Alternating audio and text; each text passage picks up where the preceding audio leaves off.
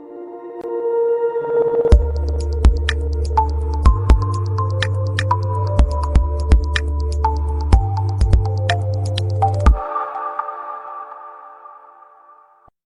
आप सुस्ती और काहली के अलावा जोड़ों और पट्टों में दर्द और खिंचाव में मुब्तला हैं,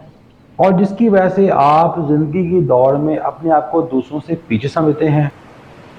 जी हाँ, बाज़ दफ़ा हम अपनी ज़रा सी गलती की वजह से कुदरत की अता करदा बेशकीमत नेमतों को ज़ाया कर बैठते हैं, जिनमें से एक नेमत सूरज की रोशनी भी है। सूरज निकलने के पहले 2 घंटों के दौरान सूरज की रोशनी इंतहाई मुफीद होती है,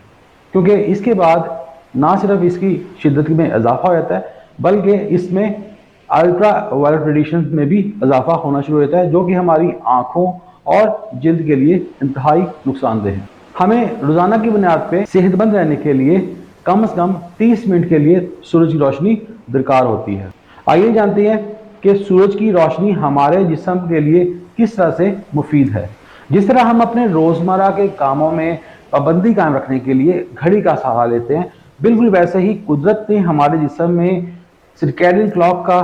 निज़ाम रखा है, जो कि हमारे जिस्म में मुख्तलिफ किस्म के अफ़ाल के दरमियान रब्त कायम रखता है। जब सूरज की रोशनी हमारी आंखों में पड़ती है तो आंखें इस तब्दीली को महसूस करते हुए इसका पैगाम दिमाग को पहुंचाती है, और दिमाग हमारे जिस्म में सेरोटोनिन के बनने के अमल को शुरू कर देता है। और सेरोटोनिन जब बनता है तो उसकी वजह से हम थकावट महसूस करते हैं, और जब ये सेरोटोनिन मेलेटोनिन में तब्दील होती है तो उसकी वजह से हमें नींद का एहसास होता है। यही वजह है कि शाम के वक्त आपको खुद ब खुद नींद का एहसास होना शुरू हो जाता है, और अगर आप ऐसा महसूस करते हैं तो उसका मतलब है कि आपके अंदर